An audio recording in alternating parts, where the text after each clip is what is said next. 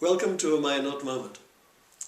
50 years ago in 1961, when I visited the Rebbe for the first time, it was the morning after Long Verbringen for Yud Shvat, and the Rebbe delivered a number of talks on many different levels. Some were exclusively for very top-notch scholars and Kabbalists.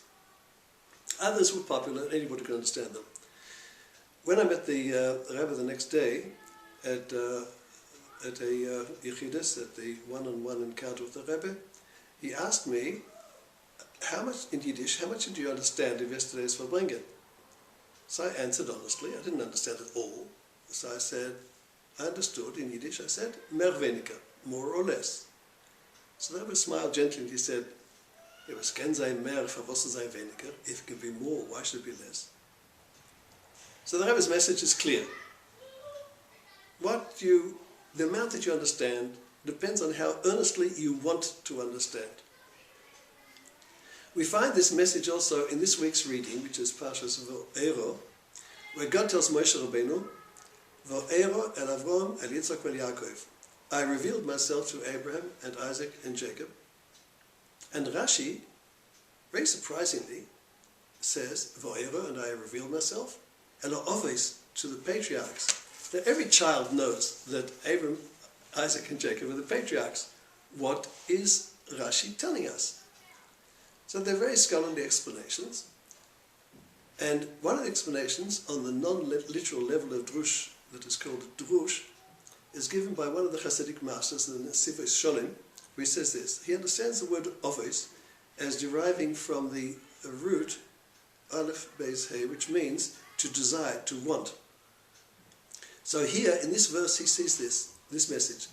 Just as God revealed himself to the patriarchs because they desired that desperately, earnestly, in the same way, God reveals himself to those who earnestly, desperately want to be close to him, to want to have God reveal themselves to him. In fact, the same message is given explicitly in a verse in Mishlei, in the book of Proverbs, which says, Umeshacharai imtzoneni, those who seek me will find me. It's a game of hide and seek. God hides himself in this world, and it's our task to look for him. The Baal Shem Tov was once davening, praying here in the morning out in the Russian birch forest, as he always did. He saw a little boy standing next to a tree and crying his eyes out.